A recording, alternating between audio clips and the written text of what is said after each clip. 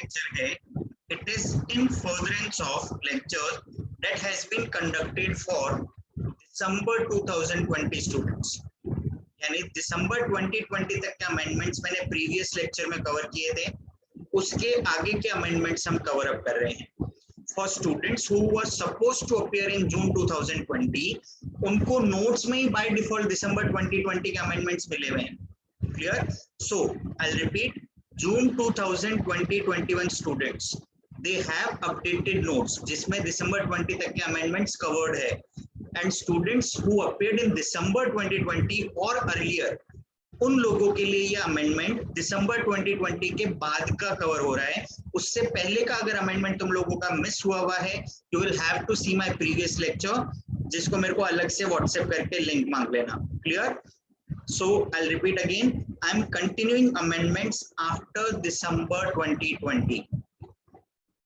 सबको क्लियर यहाँ तक? Yes, sir.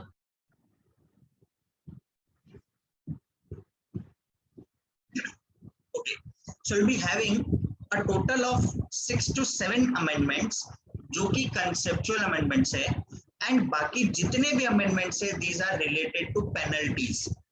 And as said, penalties generally institute exam में नहीं पूछता है, but क्योंकि इस बार penalties में इतने सारे amendment है, I think there are approximately 20 to 22 amendments जो खाली penalty से related है. तो मे भी शायद penalty पे एक क्वेश्चन एग्जाम में वो पूछ ले. Again one question, मैं ऐसा बोलूंगा 4 to 5 मार्क वेटेज. उसके लिए इतनी सारी पेनल्टीज याद रखना. You can skip to learn penalties.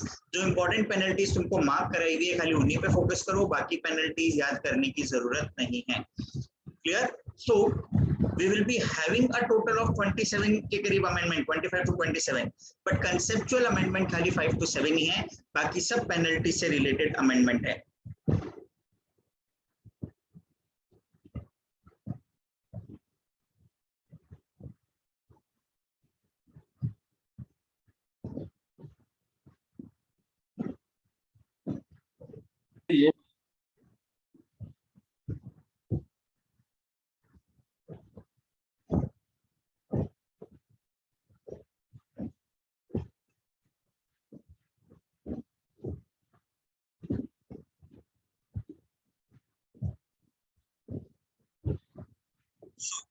The very first amendment,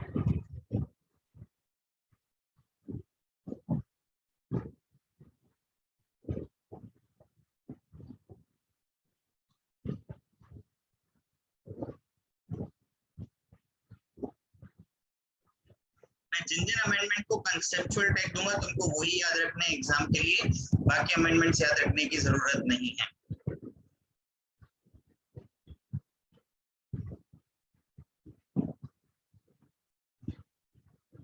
This is a chapter number 2, share and share capital. This is a important amendment, मतलब एग्जाम के लिए important है, तो तुमको ध्यान रखना है. You will have to listen it carefully. Exam में ये अमेंडमेंट पूछ सकते हैं. सिंपल सा अमेंडमेंट है. देखो, पहले ऐसा होता था कि अनलिस्टेड कंपनी को अपना जो भी ऑल्ट्रेशन ऑफ कैपिटल होता है उसको रिकंसाइल करना पड़ता था एवरी 6 मंथ्स में, मतलब हाफ ईयरली बेसिस पे within 60 days listed companies को करना था. But now this provision is applicable to unlisted companies also. Unlisted companies जिनका शेयर कैपिटल डीमैट फॉर्म में है एज पर रूल 9A, उनको भी हाफ ईयरली बेसिस पे रिकंसाइल करना पड़ेगा अपना share capital account and within 60 days वो फाइल करना पड़ेगा आरओसी के पास में.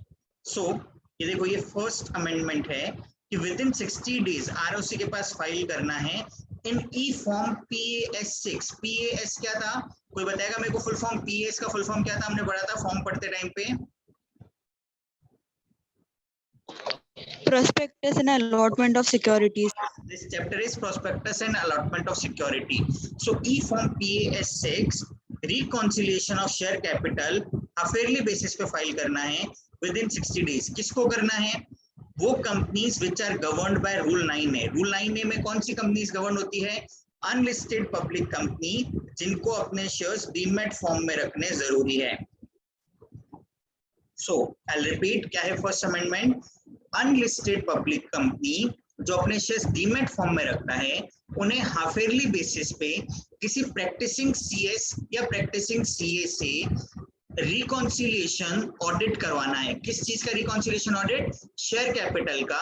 एंड वो फॉर्म PAS 6 में ROC के पास फाइल करना है विद इन 60 डेज। 60 डेज कहाँ से? हाफ ईयर आपका जब भी कंक्लूड हो रहा है, वहां से 60 डेज के अंदर अंदर उनको फाइल करना जरूरी है। I hope first amendment is clear to everyone. Yes sir.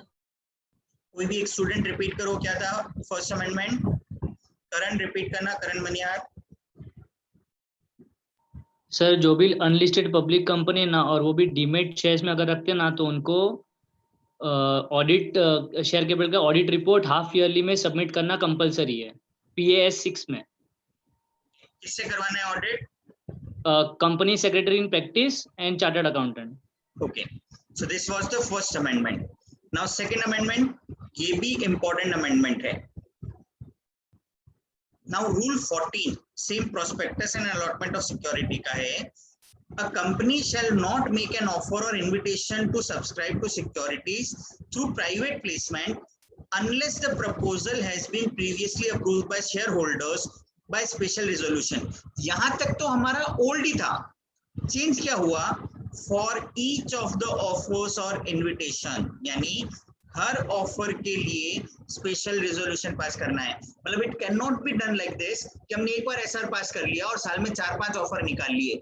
Her offer के लिए जब भी प्राइवेट प्लेसमेंट का ऑफर होगा, for every offer separate special resolution is required to be passed. Clear? But एक एक्सेप्शन है, अगर आप प्राइवेट प्लेसमेंट पे QIBs को दे रहे हो। QIBs क्या था, जल्दी बताएगा कोई? QIBs क्या होता है? Qualified institutional buyers. Qualified institutional buyers. So अगर QIBs को इश्यू कर रहे हैं, देन हमें हर इशू के टाइम पे स्पेशल रेजोल्यूशन पास करने की जरूरत नहीं है। वो वंस इन अ ईयर पास करेंगे। Through out the year QIBs को आप कितनी भी बार प्राइवेट प्लेसमेंट पे इशू कर सकते हो, बार बार स्पेशल रेजोल्यूशन पास करने की जरूरत नहीं है। बट QIBs को छोड़ के अगर किसी और को इशू कर रहे हैं प्राइवेट प्लेसमेंट पे, for each offer special resolution पास करना पड़ेगा। क्लियर? आई रिपीट अगेन, क्या है अमेंडमेंट? जब भी कंपनी प्राइवेट प्लेसमेंट पे शेयर्स इश्यू करता है, तो in that case every offer will require special resolution. Her offer से पहले स्पेशल रेजोल्यूशन पास करना है। A single special resolution for multiple offer is not allowed, but exception है इन केस ऑफ QIBs। अगर आपने साल में एक रेजोल्यूशन पास किया special resolution, then throughout the year आप कितना भी प्राइवेट प्लेसमेंट पे इशू करो QIBs को, आपको बार बार स्पेशल रेजोल्यूशन पास करने की जरूरत नहीं है।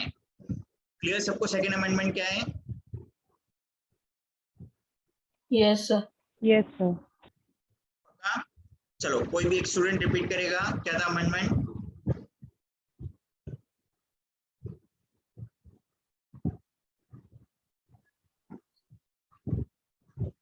जल्दी जल्दी रिपीट।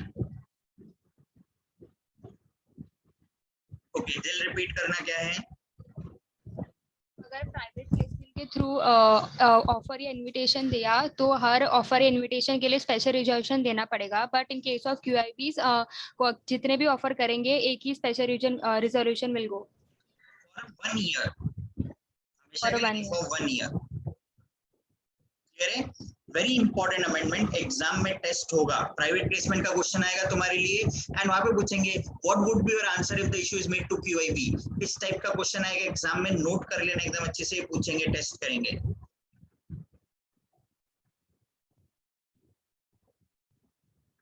नाउ सर हाँ, सर एम्प्लॉइज और QIB प्राइवेट प्लेसमेंट के 200 में काउंट नहीं होते ना?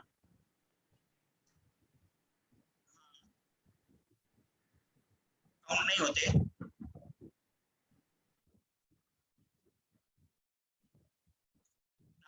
नेक्स्ट है, यह है सेक्शन 26 सबसेक्शन 9 में अमेंडमेंट है। एंड अमेंडमेंट क्या है?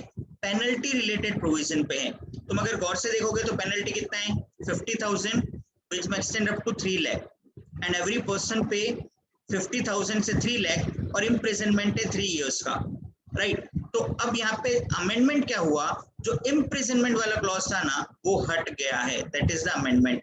सो पेनल्टी में अमेंडमेंट है, एंड ऐसे पेनल्टी के बहुत सारे अमेंडमेंट्स है, पर तुमको ध्यान रखना है एग्जाम में पेनल्टी रिलेटेड मैक्सिमम एक क्वेश्चन आएगा, उसके लिए इतनी सारी पेनल्टीज याद करने में टाइम वेस्ट मत करना, तुमको याद रहता है वेल एंड गुड, अदरवाइज उस क्वेश्चन को तुम स्किप कर सकते हो। सो रिपीट, सेक्शन 26 वाला ये अमेंडमेंट था जहां पे 3 इयर्स का जो पेनल इम्प्रिजनमेंट था that has now been removed.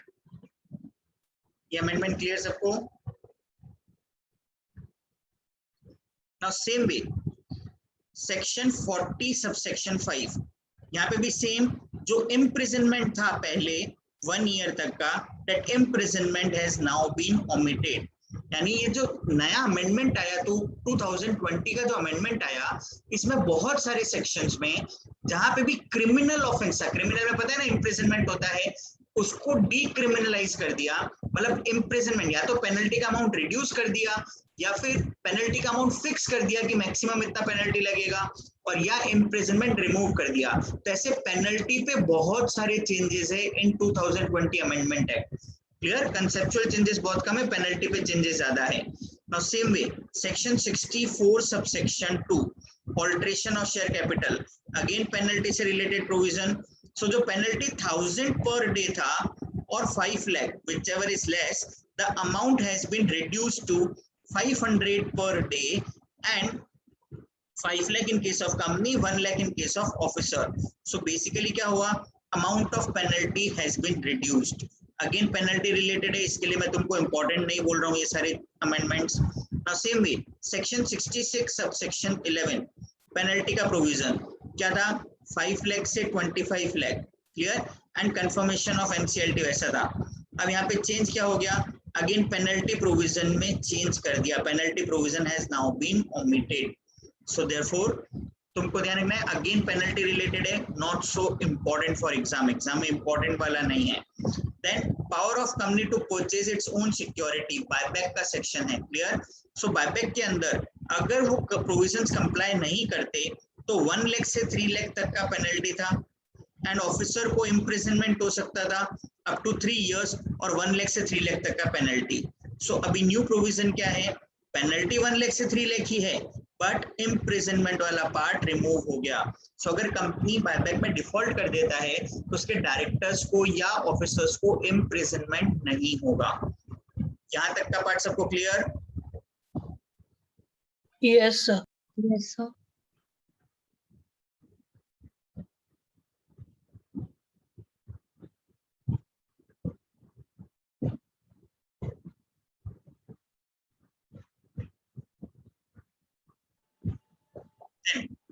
Next है चैप्टर 3 का अमेंडमेंट, यहाँ पे भी बहुत सारे पेनल्टी रिलेटेड ही अमेंडमेंट है। सो सेक्शन 48 सबसेक्शन 5, देखो पेनल्टी का प्रोविजन था एंड वहाँ पे क्या किया है, penalty has been omitted, penalty को हटा दिया है। So again not so relevant. फिर नेक्स्ट है सेक्शन 56 का अमेंडमेंट, ट्रांसफर और ट्रांसमिशन ऑफ शेयर का। सो पहले था 25,000 से 5 लाख और 10,000 से 1 लाख। अभी न्यू प्रोविजन क्या हो गया, यहाँ पे maximum penalty will be 50,000 rupees, clear, fix कर दिया पेनल्टी। मतलब जो था 25,000 से 5 लाख तक कुछ भी हो सकता था, now it is fix 50,000 penalty लगेगा। ट्रांसफर ट्रांसमिशन ऑफ शेयर्स के केस में। देन उसके बाद में section 59 subsection 5, rectification of register of member. Rectification of register of member, पहले पेनल्टी क्या था, 1 लाख से 5 लाख एंड ऑफिसर को 1 ईयर का इम्प्रिजनमेंट और 1 लाख से 3 लाख तक का फाइन। हुआ क्या है, चेंज क्या हुआ कि भाई जो इम्प्रिजनमेंट वाला पार्ट था, डिफॉल्ट इन कंप्लाइंग, वो पार्ट रिमूव कर दिया।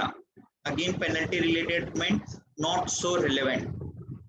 देन सेक्शन 88 सबसेक्शन 5, यहाँ पे भी देखो 50,000 से 3 लाख का था एंड 1,000 रुपीज पर डे था, clear. Now the amount has been reduced, penalty का अमाउंट रिड्यूस कर दिया, it's 3 lakh and maximum officer का जो है 50,000 ही रहेगा। पहले क्या था, ऑफिसर का ऑफिसर का पहले पेनल्टी कितना था 50,000 to 3 लाख, बट अभी फिक्स हो गया खाली 50,000। कंपनी पे पहले कितना था 3 लाख, अभी कितना है 3 लाख। वो जो 1000 पर डे या फेलियर वाला था वो सब पार्ट रिमूव हो गया, so amount of penalty has been reduced. Then declaration in respect of beneficial interest section 89(5), again देखो पेनल्टी के अमाउंट में चेंजेस है। जो 1000 पर डे था now it has been reduced to 200 per day, subject to maximum of 5 lakh, उससे ज्यादा तो लगेगा ही नहीं। Clear? So amount has been fixed, reduce हो गया। देन 89 सबसेक्शन 7, 500 से 1000 का था penalty and 1000 for every day for which default continues. अब यहाँ पे इस पे मैक्सिमम कैप आ गया कि कंपनी के केस में 5 लाख और ऑफिसर के केस में 2 लाख, उससे ज्यादा नहीं लग सकता है। So again penalty related amendment not so relevant. Then register of significant beneficial owner, same penalty related है चेंज। 1 लाख से 10 लाख तक था पहले पेनल्टी और इम्प्रिजनमेंट था 1 ईयर तक का 1000 per day. Now imprisonment has been omitted and penalty भी substitute हो गया। मैक्सिमम पेनल्टी 2 लाख ही लगेगा, उससे ज्यादा नहीं लग सकता। देन सेक्शन 90 सब सेक्शन 11, यहाँ पे भी सेम पेनल्टी रिलेटेड पार्ट है, पेनल्टी का अमाउंट रिड्यूस हो गया है। नाउ अब आया important amendment, acceptance of deposit rules, acceptance of deposit. तो याद है क्या कि डिपॉजिट में हमने कुछ ऐसे पॉइंट्स पढ़े थे, डेफिनेशन पढ़ते इमीडिएटली पढ़ते थे क्या क्या चीज डिपॉजिट में नहीं आता, याद आ रहा है? ऐसे कुछ पढ़ते थे? Yes sir. Yes, sir. तो वहां पे एक प्राइवेट कंपनी, स्टार्टअप कंपनी का पॉइंट था कि एक प्राइवेट कंपनी जो कि स्टार्टअप कंपनी है, अगर वो डिपॉजिट लेता है तो मेंबर से कितना भी अमाउंट का डिपॉजिट ले सकता है। तो वहां पे स्टार्टअप का डेफिनेशन था वो प्राइवेट कंपनी जिसको इनकॉर्पोरेट हुए 5 इयर्स कंप्लीट नहीं हुआ। So that word 5 years has now been changed to 10 years. This is the amendment. Clear? 5 years की जगह वो 10 इयर्स हो गया है अभी। यानी स्टार्टअप कंपनी मतलब क्या? एक ऐसा प्राइवेट कंपनी जिसको इनकॉर्पोरेट हुए 10 इयर्स कंप्लीट नहीं हुआ, that will come under startup company. समझ में आएगा पॉइंट? Yes, sir. Yes, पहले क्या था स्टार्टअप कंपनी?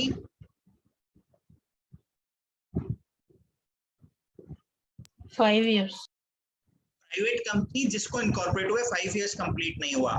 एंड अभी क्या है? प्राइवेट कंपनी जिसको इनकॉर्पोरेट हुए 10 इयर्स कंप्लीट नहीं हुआ, that will be termed as startup company. Clear? So ये देखो, this is the main amendment.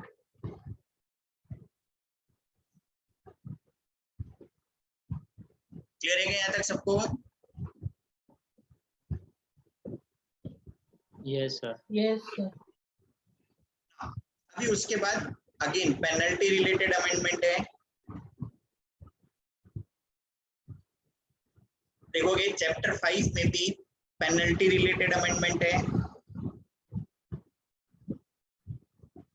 Then chapter 7 CSR, यहाँ पे 2 अमेंडमेंट्स है हमारे लिए। सिंपल सा लॉजिक, तुम लोग मुझे बताओ कि कोई कंपनी अगर डोनेशन देता है, पैसा देता है वैक्सीन के रिसर्च और में, क्या वो CSR में काउंट होना चाहिए नहीं होना चाहिए? होना चाहिए। होना चाहिए। होना चाहिए। फर्स्ट अमेंडमेंट ऑब्वियसली होनी चाहिए ना ये चीज। तो CSR शेड्यूल 7 को चेंज करके वहां पे एक्टिविटी ऐड कर दी। अब वो डोनेशन किसको होगा? खाली एलोपैथी को होना चाहिए या होम्योपैथी, योगा, आयुर्वेदिक किसी को भी दे तो चलेगा? भाई हमारे लिए अल्टीमेट ऑब्जेक्टिव क्या था? जल्दी से जल्दी कोरोना भागे, राइट? तो कोई भी पर्सन भगा भाई, कोई भी टाइप का, मतलब हम ऐसा बोलेंगे फार्मेसी कंपनी हो, चाहे वो होम्योपैथी हो, चाहे वो आयुर्वेदी हो, बट कोरोना से हमें प्रोटेक्शन मिलना चाहिए। सो हर चीज काउंट होगा।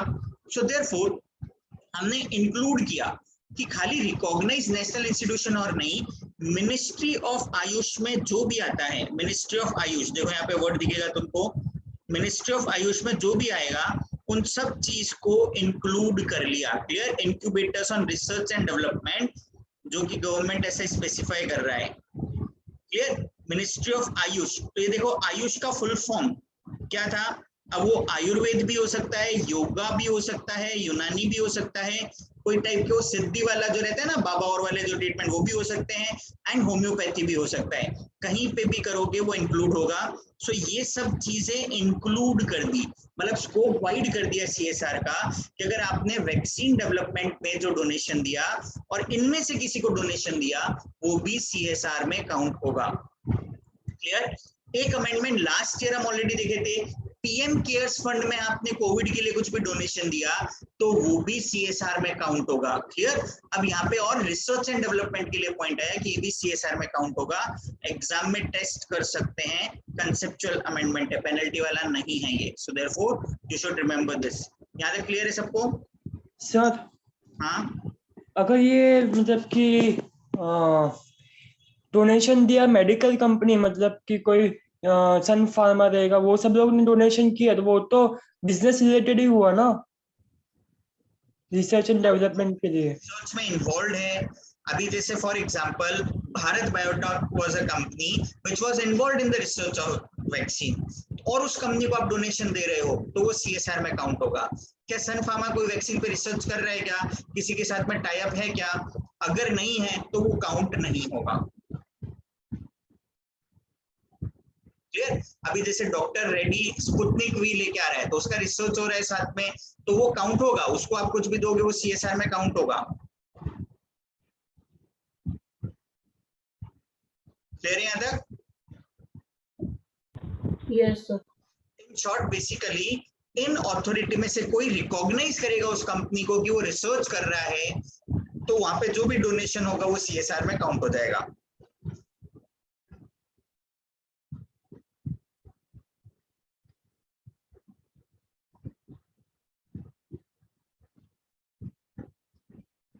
क्लियर? ये नीचे वो पॉइंट है, न्यू वैक्सीन ड्रग्स डेवलपमेंट और के लिए रिसर्च और डेवलपमेंट के लिए कुछ भी पैसा दिया वो सीएसआर में काउंट होगा।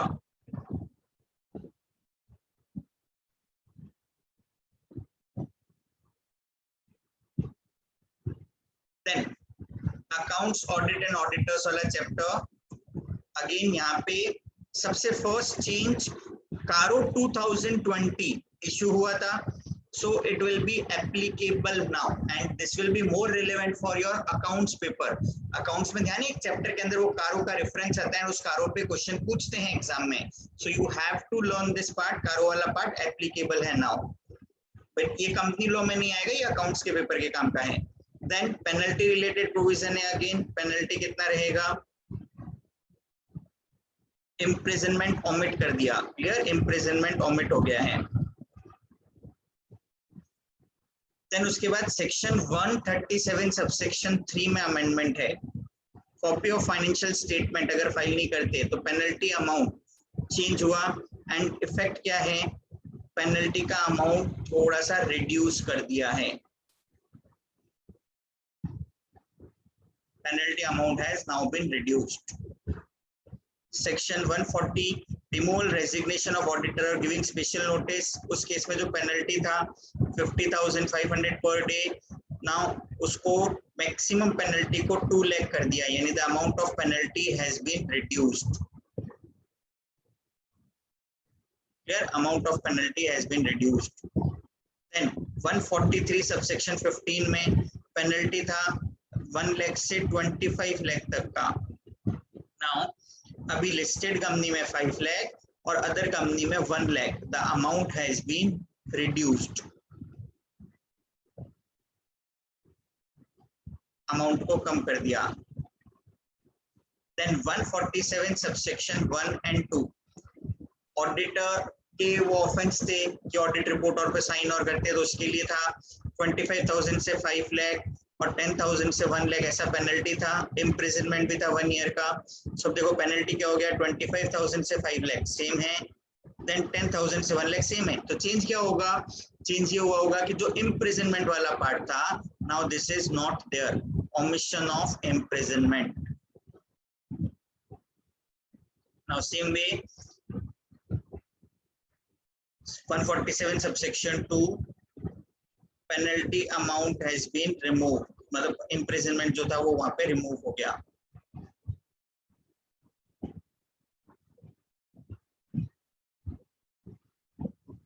Then section 204 subsection 4, again penalty of contravention of section 204, penalty का अमाउंट फिक्स कर दिया कि मैक्सिमम पेनल्टी जो होगा वो 2 लाख रुपीस होगा.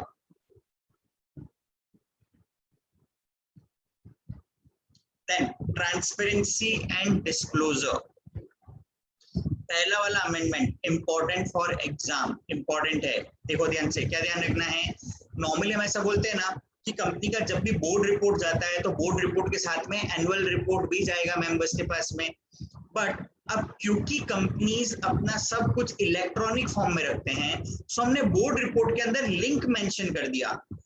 वो लिंक मेंशन कर दिया कहाँ पे एनुअल रिपोर्ट मिल जाएगा, तो हमें अलग से पूरा एनुअल रिपोर्ट अटैच करने की रिक्वायरमेंट नहीं है.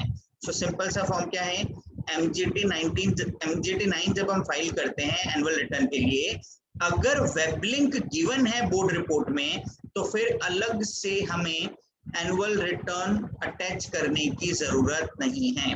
समझ में आया? छोटा सा अमेंडमेंट है, रिलेवेंट फॉर एग्जामिनेशन. क्योंकि ऑनलाइन फॉर्म में है और हमने लिंक प्रोवाइड कर दिया तो हमें अलग से एनुअल रिटर्न फिर से अटैच करने की जरूरत नहीं है. दैट लिंक इटसेल्फ, उस पर क्लिक करते एनुअल रिटर्न मिल जाएगा, तो हमें अलग से अटैच करने की जरूरत नहीं है. क्लियर?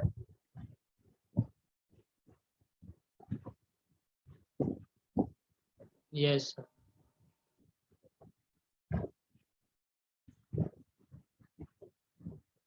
जैसे एनुअल रिटर्न कंपनी की वेबसाइट पे रहेगा एंड बोर्ड रिपोर्ट में उसका लिंक डिस्क्लोज रहेगा. देन उसके बाद सेक्शन 92, 5 एंड 6 में पेनल्टी से रिलेटेड प्रोविजन, पेनल्टी का अमाउंट रिड्यूस कर दिया है. Section 92 again penalty amount has been fixed, maximum penalty का लिमिट फिक्स कर दिया है. सेक्शन 134 सबसेक्शन 8 अगेन यहाँ पे जो इम्प्रिजनमेंट वाला पार्ट था वो हटा दिया एंड पेनल्टी अमाउंट फिक्स कर दिया है. Then चैप्टर 10 186 सेक्शन वाला जो था, अगेन देखोगे तो पेनल्टी रिलेटेड था. कंपनी को एक रजिस्टर मेंटेन करना था ना जहाँ पे investment in its own name, company को सारे इन्वेस्टमेंट खुद के नाम पे रखने हैं, तो वहां पे जो इम्प्रिजनमेंट था that has been omitted. Imprisonment हट गया 187 में. Then 188 मैक्सिमम अमाउंट फिक्स हो गया. लिस्टेड कंपनी में 25, अदर्स में 5 lakh. Amount has been reduced. ये पेनल्टी इंपॉर्टेंट है. 188 का तुम याद करो तो पेनल्टी कर लेना. This is an important penalty. Now chapter 12 का जो अमेंडमेंट है, this is purchase of minority holding in demat form. ये amendment in particular executive students के ज्यादा काम का नहीं है, प्रोफेशनल के ज्यादा काम का है. इन्होंने प्रोसीजर बताया है कि माइनॉरिटी शेयर होल्डिंग को आप कैसे परचेज कर सकते हो. तो हम ऐसा बोलते हैं ना, 2 वीक्स पहले अमाउंट रिसीव होगा, उसको स्पीड पोस्ट पे नोटिस और भेजेंगे, तो ऐसा प्रोसीजर बताया है. ये इतना डिटेल में हमारे कोर्स में है ही नहीं. This is more specific for professional examination, तो तुम इस अमेंडमेंट को स्किप कर सकते हो. ये प्रोसीजर जो है बड़ा ऐसा गिवन है, ये प्रोसीजर वाला पार्ट हमारे कोर्स में है ही नहीं, ये प्रोफेशनल एग्जामिनेशन का पार्ट है. देन उसके बाद में section 232 subsection 8 again penalty related amendment है. पेनल्टी का अमाउंट रिड्यूस हो गया है. सेक्शन 242 अगेन पेनल्टी में changes, penalty amount has been reduced and imprisonment omit हो गया, इम्प्रिजनमेंट अब नहीं होगा. 243 सबसेक्शन 2 अगेन पेनल्टी का अमाउंट रिड्यूस हो गया, फिक्स हो गया मैक्सिमम एंड इम्प्रिजनमेंट ओमिट हो गया.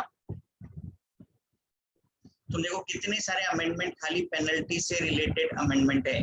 सो यहाँ पे तुमको ये सब याद करने का ऐसा रिक्वायरमेंट नहीं है. टू सिंपली हैव टू सी कि जहाँ पे भी इम्प्रिजनमेंट थे पहले कंपनीज एक्ट में, बहुत सारे सेक्शंस को डीक्रिमिनलाइज कर दिया. क्लियर? इम्प्रिजनमेंट नहीं होगा उन केसेस में.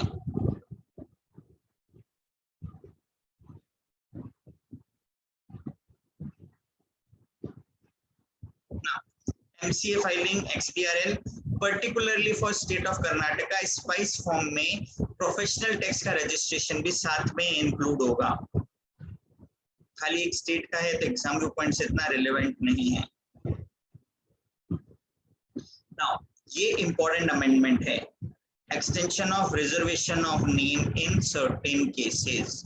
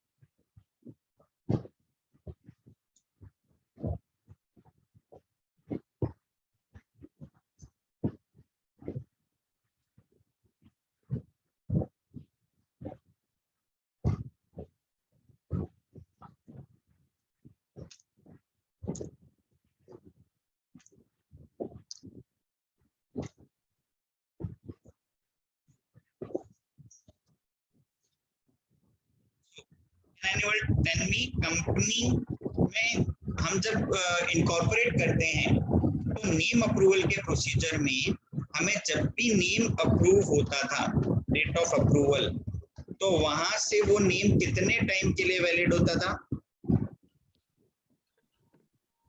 20 days. That name once approved was valid for a period of 20 days. Clear? This was the normal provision.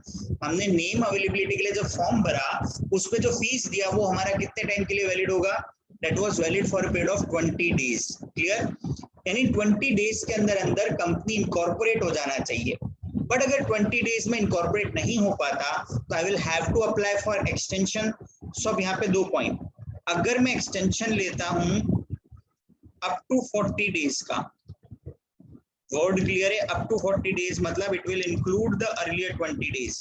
Up to 40 days का एक्सटेंशन, तो मैं 1000 रुपीज पे करके 40 days तक का एक्सटेंशन ले सकता हूँ.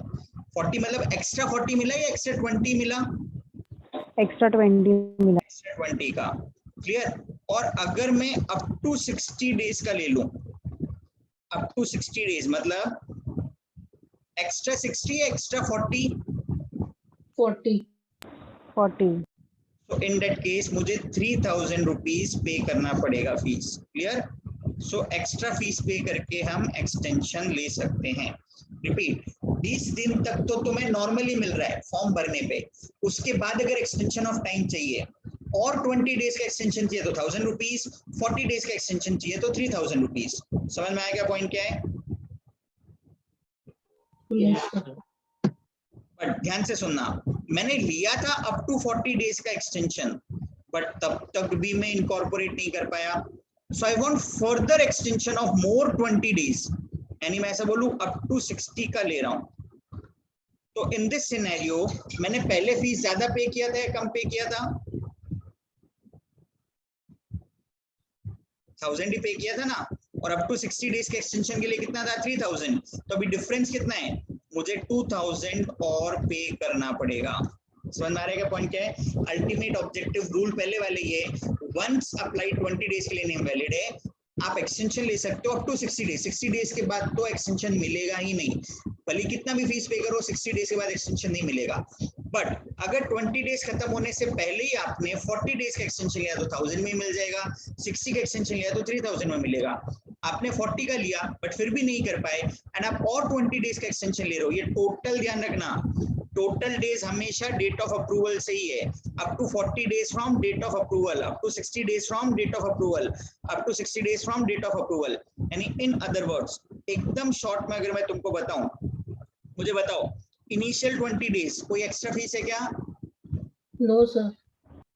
उसके बाद और 20 डेज कुछ एक्स्ट्रा फीस है क्या? Yes, sir. 1000. कितना? 1000.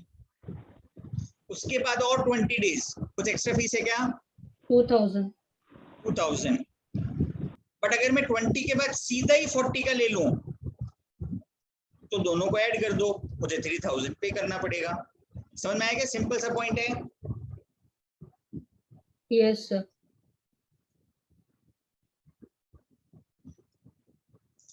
सो ये एक्सटेंशन ऑफ नेम क्या है? सो देखो, अगर मैं 40 डेज तक का ले रहा हूं from the date of approval तो 1000 रुपीज में हो जाएगा. अगर 60 डेज का ले रहा हूं तो 2000 में हो जाएगा. बट ये 60 डेज का कहां से? Before the expiry of 40 days refer to in clause A, तो 2000.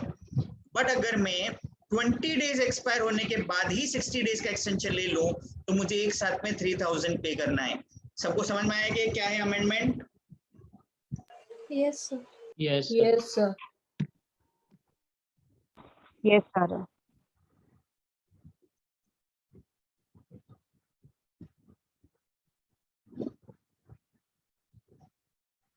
Now, nomination and nomination committee, penalty था पहले, वहां पे imprisonment has been removed. imprisonment का पेनल्टी हट गया है.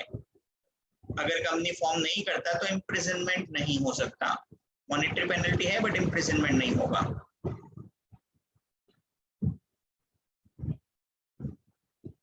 Now, independent director, दो चेंजेस है, दो चेंजेस. पहला, The time period for applying online to Institute of Corporate Affairs for inclusion of name in data bank, पहले ये टाइम 10 मंथ्स था, अभी 13 मंथ्स हो गया है। क्लियर?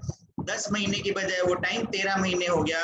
ये आपको मिलेगा सेक्शन 150 के अंदर चेंज मिलेगा। क्लियर? डेटा बैंक में अगर कोई पर्सन इंडिपेंडेंट डायरेक्टर बनना चाहता है और वो अपना डेटा बैंक में नाम ऐड करवाएगा, तो पहले ऐसा टाइम था उसे 10 मंथ्स में ऐड करना है, now it is 13 months. Clear? It is extended. Then उसके बाद सेकंड चीज यहाँ पे क्या है, देखो अब वो जो नाम उसको ऐड करवाना है, उसको इंडिपेंडेंट डायरेक्टर बनने के लिए एग्जाम देना था, तो एग्जाम दिया वहां से 1 साल के अंदर अंदर ऐड करना था, but that period has now been increase to 2 years. कि जब भी उसने क्वालिफाइंग एग्जामिनेशन दिया इंडिपेंडेंट डायरेक्टर बनने का, वो एग्जाम क्लियर होगा, वहां से 2 इयर्स तक में वो अपना नेम डेटा बैंक में ऐड करवा सकता है। सो 2 चेंजेस आए इंडिपेंडेंट डायरेक्टर में। बताओ फटाफट क्या क्या चेंज है। उसको अपना नाम ऐड करवाना है डेटा बैंक में, जो 10 मंथ्स का टाइम था वो कितना हो गया अभी? 13 months. एंड जो उसको क्वालिफाइंग एग्जामिनेशन देना है, वहां से कितने टाइम में ऐड करवाना था पहले, और अभी कितना टाइम है? पहले 1 year, अभी पहले 2 1 years. ईयर था, अभी 2 इयर्स है। क्लियर यहाँ तक? yes sir. ये पूरा सेक्शन एज इट इज दिया है, ये सारा वैसा की वैसा ही है, खाली चेंज जो हुआ है वहां पे ईयर का पार्ट चेंज हुआ है, बाकी सेक्शन जैसा पहले था वैसा ही अभी है। सो देखो डिटेल ऑफ चेंजेस सीधे गिवन है।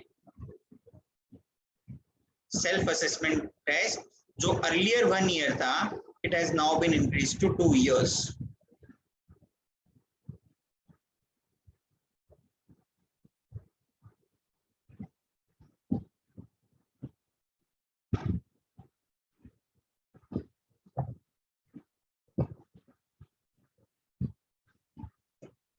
एक बार उसने टेस्ट दे दिया तो अगले 10 साल तक फिर से टेस्ट नहीं देना। That period has been reduced to 3 years. ये 2 अमेंडमेंट है तो ध्यान रखना है। अगेन कंसेप्चुअल अमेंडमेंट वाला पार्ट है। अब इसके बाद सेक्शन 165, कोई बताएगा क्या 165 कौन सा सेक्शन था? Number of directors. तो वहां पे पेनल्टी 5000 पर डे था, याद आ रहा है? ऐसा पढ़ते थे हम। Now it has been reduced to 2000 per day, subject to maximum of 2 lakh. Penalty का अमाउंट रिड्यूस कर दिया है। सेक्शन 167 कौन सा सेक्शन था? vacancy. गिवन नहीं है आगे, वेकेशन ऑफ ऑफिस। तो 1 लाख से 5 लाख तक का था और 1 ईयर इम्प्रिजनमेंट था। अब देखो पेनल्टी कितना है, 1 लाख से 5 लाख ही है। सो क्या हट गया? जो इम्प्रिजनमेंट वाला पार्ट था, that has been removed now.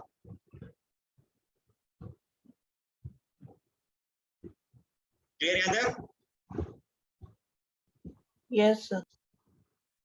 Then, उसके बाद में सेक्शन 172 रजिस्टर और वो जो मेंटेन करना था उसका पेनल्टी 50,000 से 5 लाख था। जब पूरे सेक्शन में कोई भी पेनल्टी नहीं है तो ये पेनल्टी लगता था। नाउ इस पेनल्टी को रिड्यूस कर दिया। 184 डिस्क्लोजर ऑफ इंटरेस्ट, यहाँ पे omission of imprisonment, imprisonment has now been omitted, imprisonment नहीं होगा।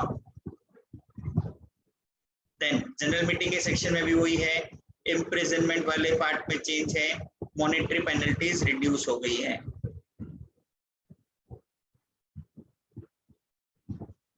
सेक्शन 105 प्रॉक्सी वाला था। प्रॉक्सी में ध्यान होता है ऐसा, हम 1 लाख तक का पेनल्टी लगाते थे अगर कंपनी ने फोर्स किया किसी को अपॉइंट करने का। That has been reduced to 50,000 now.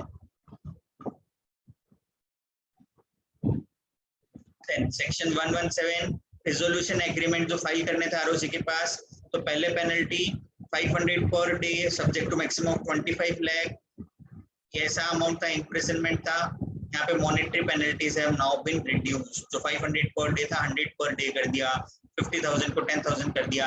यानी इन लोगों ने जो पेनल्टी वाले पार्ट थे सब्सटेंशियल, जहाँ पे क्रिमिनल पेनल्टीज आ रही थी जिसके कारण लोग डर रहे थे कंपनीज एक्ट में ईज ऑफ डूइंग बिजनेस को प्रमोट करने के लिए, वो सारे पेनल्टी वाले अमाउंट रिड्यूस कर दिए वापस और क्रिमिनल लायबिलिटीज वहां से हटा दिए। क्लियर? सेम वे ये भी पेनल्टी वाला प्रोविजन है। सो बेसिकली अब मुझे सम अप करके बताओ क्या क्या इंपॉर्टेंट अमेंडमेंट्स थे जो हमें ध्यान रखने थे। जल्दी बताओ फटाफट क्या क्या इंपॉर्टेंट अमेंडमेंट है।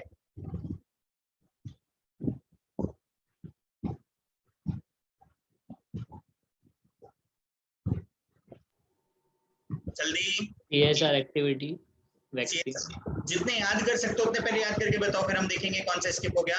CSR एक्टिविटी का स्कोप बढ़ा दिया एंड एजेंसी जिनको देते हैं वो इंक्रीज कर दिए। देन उसके बाद में इंडिपेंडेंट डायरेक्टर, डेटा बैंक में किसी को अगर ऐड करना है 10 मंथ से 13 मंथ्स हो गया, एंड जो पहले 1 ईयर तक में रजिस्टर कराना था खुद को वो टाइम कितना हो गया अब इंक्रीज होके 2 years। 2 years। और अमेंडमेंट बताओ। डिपॉजिट का डेफिनेशन प्राइवेट कंपनी स्टार्टअप वाला 5 इयर्स का क्राइटेरिया इंक्रीज करके 10 इयर्स हो गया। देन उसके बाद कोई भी अनलिस्टेड कंपनी जिसको अपने शेयर्स डीमैट फॉर्म में इशू करने हैं उनको हाफ ईयरली बेसिस पे रिकॉन्सिलिएशन ऑफ शेयर कैपिटल एक प्रैक्टिसिंग CS से 60 डेज के अंदर फाइल करना है। देन नेम रिजर्वेशन, अगर कंपनी को नेम अप्रूव हो जाता है 20 डेज तक के लिए उसके पास वैलिड होता है। अगर उसको एक्सटेंशन चाहिए अप टू 40 डेज का तो 1000 रुपीज, अप टू 60 डेज का तो 3000, 40 कंप्लीट होने के बाद में और लिया तो इन दैट केस 2000 का और उसको पे करना पड़ेगा। क्लियर? अप टू 60 डेज, उससे ज्यादा का एक्सटेंशन नहीं मिलता। और बताओ क्या अमेंडमेंट था? सेक्शन 188। क्या section Private 188। Private placement sir, private placement का स्पेशल स्पेशल रेजोल्यूशन। हर ऑफर के लिए अलग से SR पास करना है, बट QIB के केस में एक बार पास कर दिया वो पूरे साल के लिए वैलिड होगा। सर कारो का कारो इज एप्लीकेबल नाउ, कारो 2020 विल बी एप्लीकेबल। क्लियर? ये सारे अमेंडमेंट्स एक्सटेंशन ऑफ रिजर्वेशन के अलावा है ना, तुमको ध्यान रखना है वन मोर पार्ट जो तुमको ध्यान रखना है वो क्या है, स्मॉल कंपनी का डेफिनेशन अमेंड हो गया है। बट ये जो स्मॉल कंपनी का डेफिनेशन है, अगेन आई से इंस्टीट्यूट ने कहीं पे भी ऐसा क्लैरिफिकेशन नहीं दिया कि अगस्त वालों के लिए चेंज हुआ है। दिसंबर के लिए तो फॉर श्योर चेंज है, बट अगस्त वाले भी ध्यान रखना, जो 50 लाख का लिमिट था पेड अप कैपिटल का अब 2 करोड़ हो गया, एंड जो टर्नओवर का लिमिट था, कितना था टर्नओवर का पहले लिमिट? 2 करोड़, अभी 20 करोड़ हो गया है। क्लियर? सो ये amendment more specifically not given for August attempt, but तुम अपने आंसर में लिख के आ सकते हो the limit has recently been amended and by MCA, and वो रूल में लिमिट कितना हो गया? स्मॉल कंपनी मतलब जिसका पेड अप कैपिटल 2 करोड़ से कम है एंड टर्नओवर 20 करोड़ से कम है, तो वो स्मॉल कंपनी की डेफिनेशन में आएगा। पहले ये लिमिट 50 लाख और 2 करोड़ था, अब ये लिमिट 2 करोड़ और 20 करोड़ हो गया है, वो स्मॉल कंपनी की कैटेगरी में आएगा। तो स्मॉल कंपनी का परव्यू बढ़ा दिया, ज्यादा कंपनी स्मॉल कंपनीज में आने लग गई। समझ में आया पॉइंट क्या है? Clear? This amendment is not specifically given for August examination, but still you can keep it in mind कैसे स्मॉल कंपनी, क्योंकि एक सब्सटेंशियल बहुत बड़ा अमेंडमेंट है, इसके लिए मैंने तुमको पहले से बताया दिसंबर में फॉर श्योर एप्लीकेबल होगा ये। सर 20 करोड़ और लेस, राइट? 20 करोड़ से कम, paid up capital less than 2 crore, turnover less than 20 crore, दोनों में से कोई भी एक चीज उतना या उससे ज्यादा हो गया तो वो स्मॉल कंपनी की डेफिनेशन में नहीं आएगा।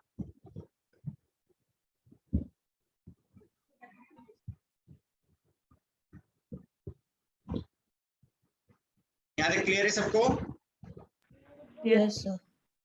So these were the amendments जो तुमको एग्जाम के लिए ध्यान रखने हैं फॉर द अपकमिंग एग्जामिनेशन अगस्त के लिए।